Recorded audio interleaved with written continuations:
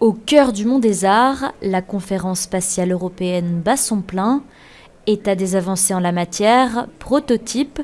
Dans ce congrès adressé aux professionnels, on découvre quelques surprises. Hello, it's wonderful to see you. Ce robot connecté à l'intelligence artificielle a été construit pour l'Agence spatiale européenne. Ça représente le futur des interactions entre l'humain et le robot. Donc pour nous, ça sert de plateforme expérimentale pour pouvoir tester cette future interaction. Grand messe de l'espace au niveau européen, cet événement est aussi l'occasion pour les différentes agences européennes de présenter leurs résultats.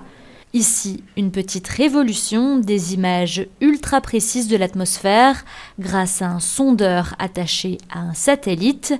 Et c'est particulièrement utile pour prévoir la météo. Parce qu'ils permettent de détecter l'état de l'atmosphère.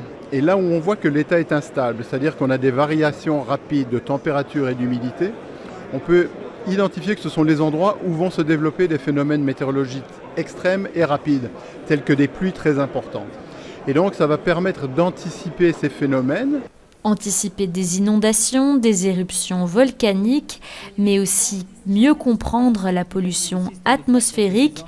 La Belgique est l'un des leaders mondiaux pour analyser ces polluants et cet instrument permettra de mieux les identifier.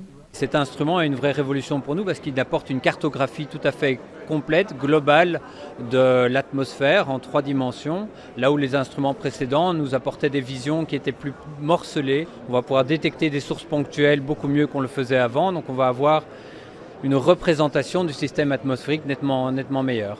Météo, pollution, GPS, le secteur de l'espace a des implications très concrètes.